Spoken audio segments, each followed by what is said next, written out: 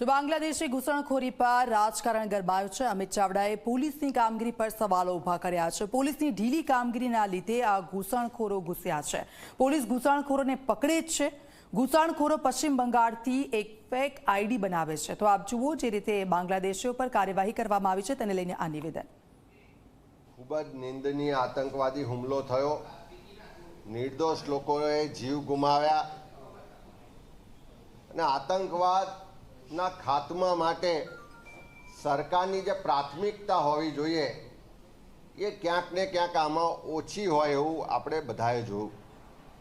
આપણા દેશની બોર્ડરોમાંથી પાકિસ્તાનમાંથી આતંકવાદીઓ આવે, આપણું ઇન્ટેલિજન્સ ફેલ્યોર દેખાય, ત્યાં સામાન્ય પ્રવાસીઓ આવ્યા હોય તો એના સુરક્ષા માટેની વ્યવસ્થાઓ ના હોય અને જે પણ એના જે અસરગ્રસ્તો હતા એ લોકોએ આંખો દેખી જે વાત કરી છે, રજૂઆત કરી છે કે ત્યાં આગળ જે રીતે જાહેરમાં આતંકવાદીઓ દ્વારા ફાયરિંગ કરવામાં આવ્યું, જે રીતે ત્યાં કોઈ સુરક્ષાની વ્યવસ્થાઓ નથી, ઇન્ટેલિજન્સ ફેલ્યોર હતી, એ બધી જ બાબતો ખૂબ ચિંતાદાયક છે।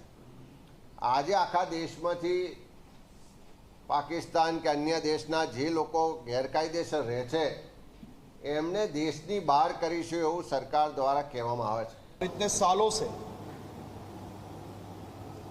इन्हें यही विषय समझने की आवश्यकता थी।